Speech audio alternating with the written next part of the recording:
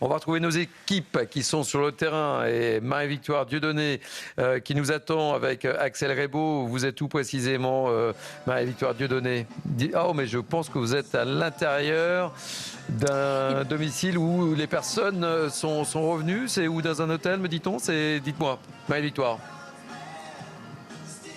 C'est la deuxième réponse qui est la bonne, Thierry. Je suis actuellement à l'hôtel La Baignoire. Nous sommes à Lacanau. Je suis en compagnie de Loïc. Loïc qui est le propriétaire de cet hôtel. Habituellement, c'est une période où, évidemment, le régime bat son plein avec, vous me disiez, 100 personnes qui sont là. Est-ce que vous pourriez nous dire, vous vous êtes pris les flammes de plein fouet, on va dire, comment est-ce que vous avez vécu ces derniers jours avec l'arrivée des flammes? On a vécu ça, bien sûr, ça a été, on s'y attendait un peu parce qu'on a eu ce départ là qui a été de la préfecture lundi avec une alarme où il fallait évacuer tout le monde. On n'a pas compris parce que le feu n'avait pas changé entre le samedi et le lundi, mais bon, il y a eu ça. Ça a été un quiproquo un peu pour nous parce qu'on ne savait pas si les hôtels devaient évacuer comme les campings. Ça n'a pas été le cas. Et aujourd'hui, on subit un peu tous ces départs du peu de touristes qui restaient beaucoup plus violemment que s'il n'y avait pas eu cette espèce d'annonce. Est-ce que vous pourriez nous expliquer concrètement comment serait précisément cette terrasse en temps normal et aujourd'hui, à quoi est-ce que vous devez faire face? J'imagine que les défis sont tout autres. Mais là, aujourd'hui, oui, il faut on a ici, l'avantage que l'on a, c'est qu'on est sur l'Atlantique avec un vent d'ouest, donc on n'a pas de particules fines. On est vraiment on est dans un endroit un peu privilégié. On va dire que vous faites 5 km ou 20 km à côté, là, et on a les fumées, etc. Là, c'est pas le cas. Donc aujourd'hui, le but, c'est de faire revenir effectivement les clients et les touristes. C'est vraiment il faut essayer de communiquer là-dessus, oui, pour avoir quelque chose de positif un peu avec toute cette partie compliquée. Quel regard est-ce que vous posez, vous, sur la région et évidemment, les pompiers sont encore en train de lutter contre les flammes, mais il faut aussi, vous, en tant qu'entrepreneur, en tant que propriétaire, penser à l'avenir, au futur, pas seulement de vous, mais de l'attractivité économique de la région. Quelle lecture vous avez là-dessus ? La lecture, justement, ça fait partie du travail que vont faire les médias pour essayer de redonner un peu de confiance aux gens qui ont pris peur, parce qu'on voit que depuis des jours et des jours, à la télévision, c'est les feux, etc. Il faut absolument qu'on redore un peu l'image de tout le Médoc, parce que le Médoc, c'est le Médoc. Soulac n'a pas été touché, le Verdon non plus, Lacanau, on est encore privilégié. Il y a eu un travail incroyable de la mairie, des bénévoles. Ça a été quand même quelque chose de fou et qui est encore en état d'alerte parce que tout le monde est sur le terrain en permanence. Est-ce que vous pourriez peut-être, on va se tourner vers cette zone de votre établissement, nous donner quelques chiffres concrètement, combien de nuitées est-ce que vous avez actuellement et même sur le plan de vos salariés, on imagine que certains ont dû aussi partir ou ont fait le choix de partir et cela doit susciter et poser de nouveaux défis? Alors déjà, nos salariés, il y en a qui sont logés dans des communes limitrophes, donc entre autres le Porge, etc. Ça a été très compliqué pour eux, donc bien sûr, eux sont partis dans leur famille, à l'extérieur, etc. Donc nous, on est en chômage partiel sur une partie du personnel.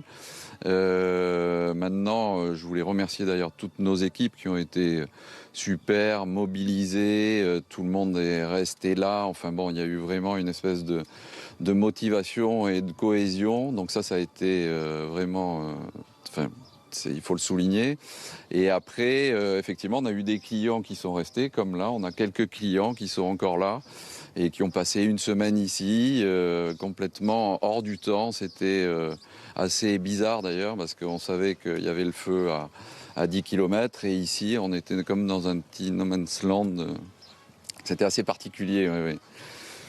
Très bien. Et en effet, on comprend qu'on a cette situation avec vous, Loïc, mais derrière, c'est aussi toute une région, tout un secteur d'activité qui est impacté. Évidemment, la priorité aujourd'hui, c'est celle du feu, c'est celle de fixer durablement les flammes. Mais dès à présent, il faut aussi que les personnes en charge de ces secteurs d'activité pensent à l'avenir, au futur. Et justement, et ces derniers sont rivés aux nouvelles annonces, des annonces officielles de la part des personnes en charge, avec notamment un point presse de la préfecture qui est annoncé et qui sera prévu dans quelques minutes. Nous allons retrouver... qui allons-nous retrouver d'ailleurs Alexandra Bischoff du côté de Cestas, c'est bien cela, avec Olivier Campan. La vie reprend, Alexandra Bischoff, et c'est tellement important de le dire, parce qu'évidemment, nous étions tous polarisés sur ces incendies. Même si il faut être prudent, et vous l'avez déjà répété au cours de cette émission, mais il est important, j'ai envie qu'on positive ce soir. Hein. La vie reprend et c'est bon signe. Oui, bien sûr, Thierry, vous l'avez dit, la vie reprend et c'est bon signe. On le rappelle, 9 communes au sud de Bordeaux qui sont désormais accessibles. Donc on a vu toute la journée ces habitants sur toutes ces communes qui ont pu regagner leur domicile. On a quand même constaté un grand soulagement. Et d'ailleurs, pour en parler, nous avons avec nous Marie-Laure. Marie-Laure qui est en train de jardiner quand on est arrivé. Alors Marie-Laure, expliquez-nous, un grand soulagement aujourd'hui. Oui, un grand soulagement, et je dirais que c'est, comme vous le disiez tout à l'heure, c'est vraiment un bon signe, parce que tout ça va s'arrêter, tout le monde va retrouver. Je voulais remercier tous ceux qui ont travaillé, et ils ont le droit de se reposer maintenant un petit peu. Voilà, merci beaucoup, et c'est une grande joie. Bien sûr, on en a parlé aussi en amont, tous ces actes de solidarité, les bénévoles, les agriculteurs mobilisés aux côtés des pompiers. On imagine que ça vous a beaucoup touché, Marie-Laure. Oui, ça fait chaud au cœur, et ça fait du bien de se voir entourés et tous ensemble. Voilà, merci à eux. Là, on le voit, vous avez le sourire. Alors, comment ça s'est passé pour vous? Vous êtes revenu ce matin dans votre domicile? Oui, nous sommes revenus ce matin. On a été accueillis par des amis. Franchement, on a été dans de très bonnes conditions par rapport à certainement d'autres personnes. Donc voilà, pour nous, tout s'est bien passé. Mais je pense aussi à ceux ça a été plus compliqué. Et voilà. Mais nous, c'est la joie quand même de retrouver notre maison. Vous avez été très inquiète pendant cette période, Marie-Laure? Inquiète, oui. Mais oui, bien sûr, le feu, c'est quelque chose d'effrayant. C'est fort, voilà, donc on est dans l'inquiétude et oui, ça a été une période où on était inquiet, oui, bien sûr. Alexandra, je vais vous couper, Alexandra Bischoff, je vais vous couper parce que la préfète de la Nouvelle-Aquitaine s'exprime. On va peut-être vous retrouver dans quelques instants. Alexandra, on vous coupe parce que la préfète de la Nouvelle-Aquitaine s'exprime. Sur le plan des moyens, on est toujours avec 3300 sapeurs-pompiers mobilisés. C'est très considérable. 24 moyens aériens, dont des moyens aériens européens. Aujourd'hui, la commissaire européenne en charge des crises a passé la journée avec nous, est allée sur le terrain, a fait un survol du feu, a rencontré des pompiers étrangers, enfin européens, et aussi a passé en revue la flotte des avions mise à disposition par le dispositif de solidarité européenne. Elle indiquait que partout, il y a des difficultés dans tous les pays, qu'aucun pays désormais ne peut plus se sortir seul compte tenu du changement climatique, de ces incendies qui prennent des dimensions importantes. Elle évoquait le fait qu'on était en train d'évacuer en Turquie, qu'on était en train d'évacuer en Crète et même en Espagne. Donc on voit bien que le phénomène grave qui nous est arrivé se produit aussi ailleurs, et qu'effectivement les renforts européens auxquels la France est la première contributrice sont tout à fait essentiels. Donc 24 moyens aériens, 1500 militaires et 1250 forces de sécurité intérieure. Un mot pour dire, nous travaillons déjà à la reprise de la vie économique pour l'accompagner après ce coup d'arrêt d'une semaine. Le tourisme, je le rappelle, hier j'ai pris un arrêté préfectoral qui autorise les festivals, les activités culturelles, les activités sportives, tout ce qui fait les plaisirs de l'été, et qui permet de soutenir aussi les commerces, les agriculteurs qui font les marchés, etc. Donc partout en Gironde, ce qui est interdit, c'est d'organiser ces activités, ces événements et ces festivals dans des espaces végétalisés. Pourquoi? Parce qu'on comprend très bien que si on organise de tels événements dans un pré qui est tout à fait sec ou dans une forêt, un simple mégot peut faire repartir un feu.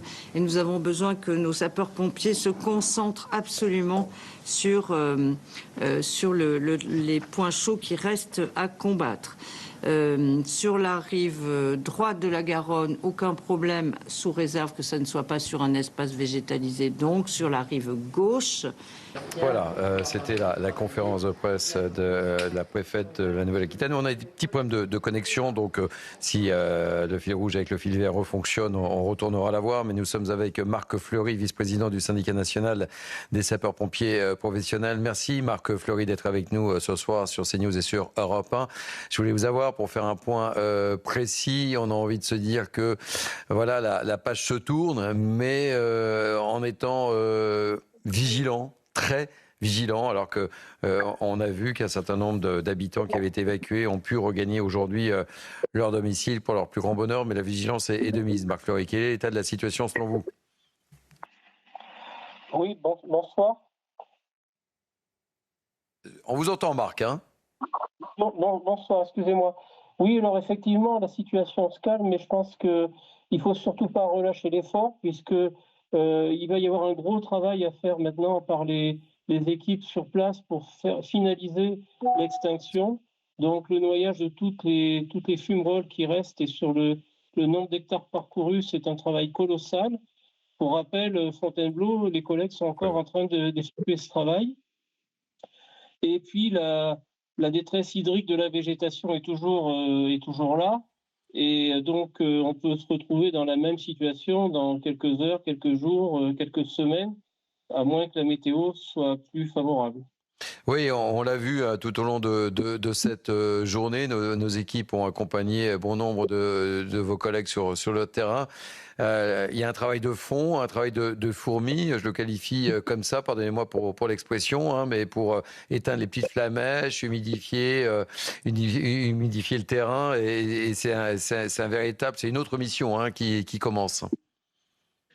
C'est une autre mission, mais elle est aussi essentielle et sûrement moins visible et moins peut-être, comment dire, moins visuel. spectaculaire, mais tout autant essentiel. Hein. Tout à fait, tout à fait. Est-ce que vous sentez quand même que au final, vos hommes, les soldats du feu, sont arrivés à maîtriser cet ogre dont on a parlé depuis quasiment presque 9 jours? Factuellement, on voit que le feu est fixé. Donc, j'allais dire, le plus gros du travail a été fait. Maintenant, les équipes sur le terrain sont épuisées, rincées. On voit bien, on a 230 pompiers blessés. Donc, on voit bien que la fatigue aidant, eh bien, les accidents risquent de se multiplier. Et puis, nos ressources sont quand même à la limite. Donc, les relèves vont être compliquées à organiser pour pouvoir avoir des personnels frais pour continuer ces missions-là. Hein. Oui, parce que l'état de fatigue, on le mesure, est important chez tous vos collègues qui sont sur le terrain. Tout à fait, oui. Les gens sont engagés dans des conditions quand même très fatigantes entre la chaleur, l'activité physique nécessaire et puis les heures qui s'enchaînent sans interruption. Donc, oui, l'ensemble des personnels est dans un état de fatigue important. Merci Marc Fleury, merci pour votre intervention. Je rappelle que vous êtes vice-président du syndicat national des sapeurs-pompiers professionnels. Donc j'ai bien retenu ce que vous nous disiez. Hein. Attention, ne crions pas victoire trop facilement. Il faut être vigilant et c'est un autre travail qui commence pour tous les soldats du feu, mais tout aussi important d'ailleurs, hein, tout aussi important et qui va s'installer un peu dans la longueur. Et j'ai bien noté qu'effectivement, mais on le sait, qu'il y a un phénomène de fatigue fatigue. Et il faudra trouver les forces nécessaires pour relever tous ces soldats du feu qui œuvrent depuis quasiment 9 jours. Merci Marco Fleury. Et priorité également à nos équipes qui sont sur le terrain. On va prendre la direction de Lacanau et on va retrouver Nicolas Roger avec Malo Steiner. J'aperçois, et je le dis pour les auditeurs d'Europe 1, un magnifique tracteur juste derrière vous. Que se passe-t-il? Décrivez-nous. Oui, exactement. Nous sommes avec Jonathan devant son tracteur. Jonathan a rempli ce tracteur avec une vingtaine de tonnes d'eau pour justement alimenter les pompiers et ensuite même les bénévoles pour qu'ils puissent faire des rondes en bord de route et éteindre les fumerolles restantes autour du port et de Lacanau. Bonjour Jonathan, merci d'être avec nous. Et vous êtes là depuis dimanche soir, c'est ça? Est-ce que vous pouvez nous raconter comment se passent vos journées? On est arrivé, on vient remplir nos tonnes d'eau et après il y a une personne qui nous dispose les tâches à faire, où c'est qu'on doit aller, fournir de l'eau aux pompiers ou aux bénévoles. Il y a eu beaucoup de bénévoles présents le soir, donc après on dispatchait l'eau dans les véhicules de chacun, soit les pompiers, soit les bénévoles. Concrètement, on vous voit faire des rondes toute la journée. Est-ce que vous pouvez nous parler de justement peut-être cette fatigue, je ne sais pas, vous allez me dire, mais en tout cas de ce que vous donnez pour le terrain en termes d'heures, quand est-ce que vous allez pouvoir souffler? Là, on est arrivé le soir, donc du soir au lendemain soir, on n'a fait que des tours d'eau pour fournir de l'eau aux pompiers et aux bénévoles. Et après, on a pu se reposer un petit peu, on a repris, là, les 2 derniers jours, ça a été un peu plus tranquille. Donc voilà, le feu a l'air de se calmer, donc voilà. Comment vous voyez la suite? Vous avez espoir? Oui, alors moi je ne suis pas un professionnel du feu, mais apparemment ils disent qu'il y aurait espoir, qu'il y aurait de moins bonnes reprises qu'il y a eu, quoi. Et ici justement il y a un esprit assez familial, les gens se connaissent plutôt bien sur ce camp précisément au port de Lacanau. Est-ce que vous pouvez nous raconter quel est l'état d'esprit, quelle est l'ambiance? Il y a eu un très bon état d'esprit, une très bonne ambiance. Il y a beaucoup de bénévoles. Dès qu'on arrive pour remplir notre tonne, on nous emmène de l'eau, on nous propose à manger. Dans l'ensemble, ça s'est très bien passé. Donc je trouve que l'organisation à ce niveau-là a été parfaite. Merci beaucoup Jonathan. Et justement, sur les images de Malo Steiner, vous allez apercevoir le dîner qui va peu à peu se mettre en place par ces bénévoles ici qui soutiennent les agriculteurs, les pompiers. Voilà, dans quelques instants, ils vont pouvoir prendre pour certains une petite pause, souffler pour manger. Merci beaucoup Nicolas Roger pour ce point très précis du côté de Lacanau, alors que j'en profite pour saluer notre ami Michel Chevalet qui nous a rejoint ce soir. Merci, on va parler du retardant. Oui. Vous allez nous expliquer comment ça marche, hein, selon votre phrase légendaire. Mais nous sommes avec Franck Stadler, délégué zonal CRS Sud-Ouest pour le syndicat UNSA Police. Merci Franck d'être avec nous. Je voulais absolument vous avoir parce que on a été alerté. Vous êtes lancé dans un élan de générosité, une mobilisation ô combien importante pour venir en aide à tous ceux qui œuvrent contre les incendies en Gironde. Franck, c'est bien cela dont il s'agit, hein? Oui, tout à fait. Je voulais mettre, déjà bonsoir à tous, je voulais mettre en avant mes collègues CRS qui sont déployés sur la Gironde et venir en aide aux victimes. Je voudrais mettre en avant les nageurs sauveteurs CRS qui étaient en surveillance sur les plages, qui ont troqué leur casquette de sauveteurs pour aider la population et participer à la surveillance des biens et des personnes.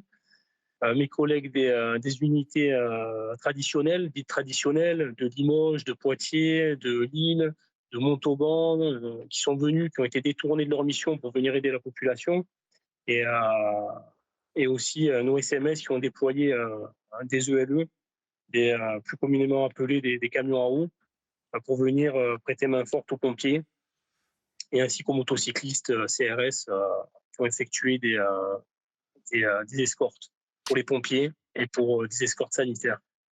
C'est-à-dire que vous n'êtes pas posé 50 000 fois la question, vous êtes dit allez, faut qu'on y aille, il faut qu'on fasse quelque chose, hein, à l'image des agriculteurs, de tous ces bénévoles, et c'était tellement important, Franck, hein. Ah, mais je vais vous dire, hein, moi, mon téléphone a cessé de sonner tout le week-end. C'est-à-dire que déjà, les CRS ont toujours répondu présent. Et là, même les compagnies pas engagées nous ont appelés pour savoir s'ils pouvaient intervenir auprès de leur hiérarchie pour pouvoir participer, aider la population. Je vais vous donner aussi un autre exemple. Au niveau du parc des expositions, il faut savoir que ça a été la cohue les 2 premiers jours. Quand tous les évacués sont arrivés, il y avait des gens malades, des gens avec des animaux, de grosses tensions. Mes collègues étaient là pour sécuriser tout ça et mettre en place les vivres, les lits, etc. Et on a senti vraiment un regain de sympathie pour mes collègues CRS. Et ça fait plaisir à voir. On a retrouvé des merci de la population. Qu'est-ce que vous retenez de cette opération, Franck Stadler? Ça sera ma dernière question. Qu'est-ce que des images, je sais pas, ce sont des sourires. Qu'est-ce que vous retenez de tout cela? Alors, plein de bonnes choses. Alors attention, c'est pas fini. On est encore sur le qui-vive, on est encore sur le terrain. Il faut savoir aussi que c'est la première fois que les ELE, nous à l'UNSA Police, on a saisi le directeur central des CRS, le directeur général de la police nationale pour pouvoir déployer des camions à eau. Donc vous avez des CRS de Rennes, de Lyon, de Bordeaux qui sont venus prêter main forte aux pompiers. Alors attention, mes collègues sont des policiers, ne sont pas des pompiers. On est là pour pouvoir les ravitailler peut-être en eau, éteindre des petites reprises de feu, mais on est là en soutien pour les pompiers qui, eux, font un travail remarquable. Merci en tous les cas. On tenait à faire un coup de projecteur sur votre action. Voilà, et c'est tellement beau, cette solidarité entre vous tous. Et puis, on a bien noté que vous n'êtes pas posé 50 000 fois la question. Vous y êtes allés et tant mieux. Merci et bravo encore une fois, Franck Stadler. C'est important de le dire, délégué zonal CRS Sud-Ouest pour le syndicat UNSA Police. Coup de chapeau également à vous. Voilà, merci beaucoup, Franck. On va retrouver l'une de nos équipes sur le terrain. On va prendre la direction de Blagon. Retrouver Julia Ferrante et Coralie Auberti. Que se passe-t-il derrière vous? Je le dis, décrivez bien les choses pour les auditeurs d'Europe 1 qui n'ont pas l'image mais qui ont le son, ma chère Julia. Vous êtes à Marcheprime. Absolument Thierry, écoutez, on va vous montrer directement ce qui se passe. Et pour les auditeurs d'Europe 1, ici à Marcheprime, eh bien, les bénévoles sont en train d'aider les sapeurs-pompiers. Tout le monde travaille tous ensemble, c'est une chaîne, les maillons d'une chaîne ici. Les pompiers, eh bien, ils sont en train d'arroser le camion de pompiers parce qu'ils reviennent d'intervention, mais ils sont aussi surtout en train de remplir la citerne de ce camion de sapeurs-pompiers directement depuis cette bouche à incendie pour les auditeurs d'Europe 1, une bouche à incendie qui est au milieu d'un terre-plein. Elle est utilisée par les bénévoles qui mettent tout en place, qui mettent tout en œuvre pour aider et faire gagner du temps aux sapeurs-pompiers. Merci beaucoup, Julia Ferrante, depuis Marcheprime avec Coralie Auberti. Nous sommes avec Michel Chevalet. Alors, on va expliquer un certain nombre de choses. Michel, je veux tout savoir sur le retardant. Comment ça marche, ce fameux retardant dont on a beaucoup parlé, et surtout à quoi ça sert? Alors, on va faire un petit cours de chimie. Alors, le retardant, ça ne sert pas à éteindre un feu. Première idée. Le retardant, c'est un composé chimique qui a 3 actions. La première action, c'est une action, on va le voir, chimique. La deuxième action, ça va être une action d'isolation, un isolant. Et le troisième, c'est un marqueur avec un colorant qui est l'oxyde de fer. C'est-à-dire simplement pour savoir, on a traité là et on n'a pas traité là. Alors, on revient en arrière. Ce qu'il faut bien comprendre, c'est l'action du retardateur, disons autonome. Ça joue sur qu'est-ce que l'on appelle une combustion d'abord. C'est de la chimie. La combustion, c'est 3 étapes. La première étape, on va le voir sur la DLS, regardez, on va le voir, voilà, sur la combustion, le principe de combustion, c'est d'abord, à 100 degrés, il y a d'abord une déshydratation, c'est-à-dire le peu d'eau qui reste dans les végétaux, même s'il fait très sec, passe à l'état de vapeur. Ensuite, la température continue de monter, on passe à 250-350 degrés. Et là, il y a une transformation chimique qui se fait, c'est-à-dire que les grosses molécules, par exemple de chlorophylle, de lignine, vont se casser sous forme de chaleur et vont devenir plus légères, donc volatiles. Je dis bien volatiles, c'est-à-dire que le solide va passer à l'état de gaz. Et c'est ça qui fait les flammes et qui s'enflamme. Et voilà.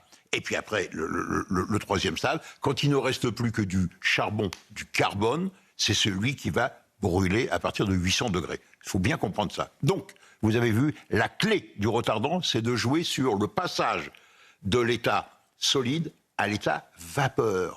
Ça s'appelle la pyrolyse. Alors regardez bien, le retardant, il est composé de quoi? Il est composé d'un polyphosphate d'ammonium, vous allez voir sa composition, un polyphosphate d'ammonium, ensuite un peu d'argile pour l'épaississant, et puis un pigment rouge, l'oxyde de fer. Et puis bien sûr, à raison de 30%, on le met dans de l'eau, on fait le mélange, et on va le répandre. Donc qu'est-ce qui va se passer? Quand on va arroser avec le retardant, avec le Dash 7 par exemple, ça va venir recouvrir les végétaux. Et là, il va y avoir aussitôt, au contact de la chaleur, une transformation. C'est-à-dire le polyphosphate d'ammonium va se casser, évidemment, les molécules vont se casser, et ça va libérer de l'acide phosphorique, c'est important, et de l'ammonium. L'acide phosphorique, il va attaquer les végétaux, de façon à pouvoir permettre la fixation sur les végétaux, de façon qu'ils restent, malgré les intempéries, pendant plusieurs semaines. Mais c'est important, là, au moment où on se parle. C'est important, ça, de bien comprendre, voilà. Et puis après, cette décomposition, eh bien, je passe sous les règles, c'est ce fait de la chimie, ça vous intéresse. Faisons simple, oui. Voilà.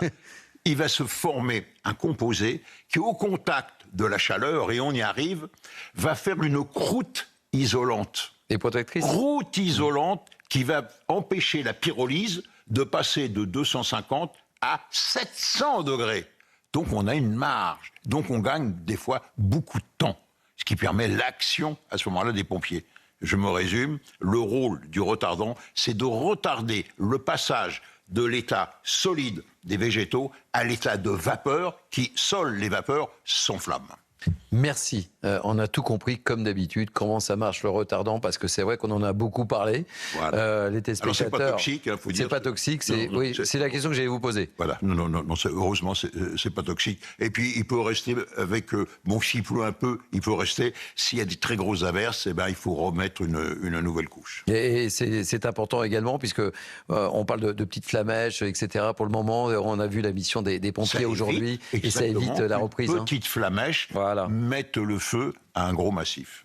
Merci Michel d'être venu nous voir. C'est toujours un bonheur de vous avoir à mes côtés, vous le savez bien. On est avec Benoît Bouvier, qui est habitant du Porge. Merci Benoît Bouvier. Alors, dans la profession, vous êtes architecte. On va parler le jour d'après, c'est important en tant qu'architecte. Hein. Mais très rapidement, je voudrais qu'on évoque aussi très rapidement, parce que bon, on n'est pas à l'heure de la polémique, mais je ne peux pas ne pas vous poser cette question sur cette polémique et ce sentiment d'abandon et de cette plainte.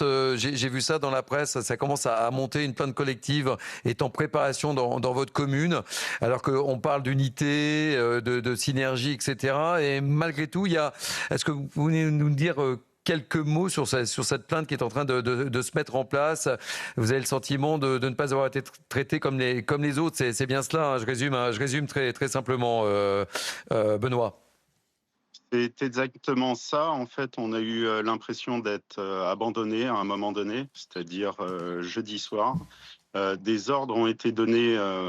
Alors, je ne sais pas sur la chaîne de commandement qui a donné ces ordres, d'abandonner le village, très clairement, et de monter sur le Cap Ferret et de nous laisser.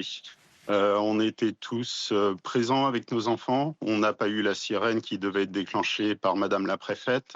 On n'a pas eu les SMS qui devaient nous prévenir d'évacuer. On a juste été laissés au milieu de notre salle des fêtes avec le feu de pompiers et 200 pompiers qui étaient sur la commune.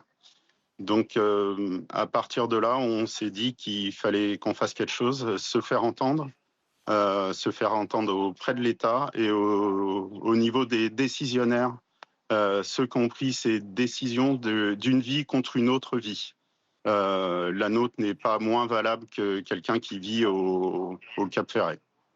Voilà. Alors, j'ai commencé cette émission, je ne sais pas si vous l'avez suivi, avec Daniel Barbe, qui est le maire de Blasimont, une petite commune, hein, président de l'association des maires ruraux et de Gironde. Alors, c'est vrai que j'ai mis en exergue cette grande synergie sans connotation politique, et c'est important, cette entraide, etc. Et j'ai un peu le sentiment que ce qui se passe au Porge, et ce que vous décrivez et que j'entends, hein, Benoît Bouvier, hein, comprenez-le, je l'entends, c'est un petit peu la vraie fausse note dans tout cela, hein.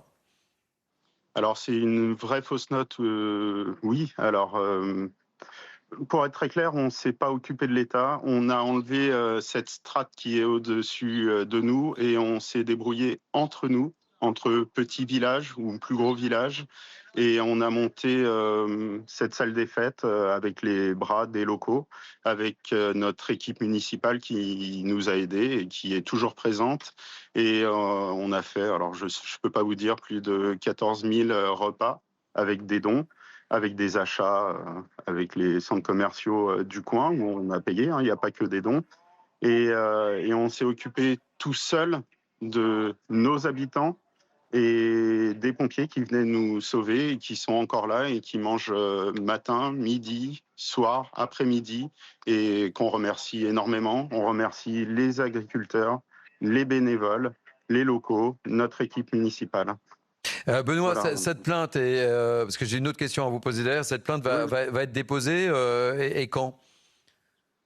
Alors, le quand, je ne sais pas vous dire exactement. Je pense que les fausses notes s'accumulent actuellement, puisqu'on avait une infirmerie ici et l'ARS a décidé de nous la fermer. C'est-à-dire qu'on est tous en défaut respiratoire. Moi, je vais passer 1 heure sous oxygène peut-être, vu qu'on a pris des fumées incessantes. Et voilà, encore une autre fausse note. C'est-à-dire qu'on nous empêche de vivre, très clairement. Et on nous empêche... mais on est d'irrésistibles Gaulois et on ne se laisse pas faire. Bon, écoutez, ce que je vous propose, c'est que vous nous teniez au courant, évidemment, de l'évolution de cette plainte collective. Pour aborder un autre sujet, vous êtes architecte et je crois savoir que vous commencez à discuter avec votre maire pour le jour d'après, hein, pour prévoir peut-être des constructions différentes et appréhender ce climat, ce changement climatique qui s'opère. Il faut peut-être penser à la vie de demain. C'est un peu ça le sens de votre démarche, non ? C'est exactement ça. Je pense qu'on va tous se retrouver autour de la table. Alors, CSTB, le bois, enfin bon, toutes les équipes, tous les constructeurs. Repenser aussi l'urbanisme de notre village. Alors, aussi bien avec les forêts, les sentes, les crastes, qui sont des mots qui sont établis ici. En fait, la gestion de l'eau, la gestion des forêts et surtout repenser les arbres qu'on va planter et protéger notre village. Alors, c'est un village qui est très étendu, hein, c'est 2 grands axes, 12 et 13 km. Et il va falloir repenser l'intégralité de l'urbanisme et aussi peut-être penser à une nouvelle façon de construire. Nos anciens ont très bien construit, ont tenu pendant des siècles et je pense qu'on arrive à une période où il faut se poser de nouvelles questions. Peut-être que les habitations qui seront plus proches des bois devront être construites d'une autre façon, une façon plus pérenne et surtout une façon de résister alors aussi bien à la chaleur qu'aux pluies puisqu'on a les 2 problématiques ici. Merci Benoît Bouvier, merci, vous êtes habitant du Porge. On a bien mesuré votre colère sur CNews et sur Europe 1, on va suivre ça avec attention. Je propose qu'on prenne date pour qu'on suive l'évolution de cette plainte. Tenez-nous au courant, on va suivre ça avec attention et on voit bien, alors qu'on parlait de cette solidarité, mais visiblement... la colère gronde du côté du Porge. J'ai oublié de vous poser la question. Le maire du Porge est dans quel état d'esprit puisque vous discutez avec lui? Il est d'accord avec la démarche qui est en train de s'opérer? Non seulement il est d'accord, mais je pense qu'il va la pousser, cette démarche, parce que c'est un habitant du Porge depuis de longue date. C'est pas un enfant du pays, mais pratiquement. Et le but étant de protéger notre territoire, notre petit territoire, de le faire vivre et que dans 5-10 ans, on retrouve le sourire et notre vie qu'on avait avant. Voilà. Merci pour ce témoignage, Benoît Bouvier. Merci beaucoup, c'est important de vous entendre aussi. Je propose d'écouter la préfète de la Nouvelle-Aquitaine, qu'on a écouté tout à l'heure, un petit problème de connexion. Écoutez ce qu'elle a déclaré, c'était il y a quelques instants. Grâce au travail de stabilisation qu'ont fait les sapeurs-pompiers, la DFCI, les agriculteurs toute la nuit, ça nous a permis, comme nous l'espérions, d'autoriser 9 communes à réintégrer à être réintégrés. Donc les habitants ont pu rentrer ou peuvent rentrer s'ils le souhaitent. Les entreprises peuvent réouvrir et les salariés venir travailler. Évidemment, il faut que chacun reste vigilant et conserve son téléphone allumé au cas où la situation deviendrait défavorable. Mais nous sommes très optimistes sur ce point. Voilà, c'était la préfète de la Nouvelle-Aquitaine. Voilà ce qu'on pouvait dire ce soir sur CNews et sur Europe 1 sur le front des incendies, avec une certaine stabilité de la situation, mais il faut rester, et c'est important, prudent.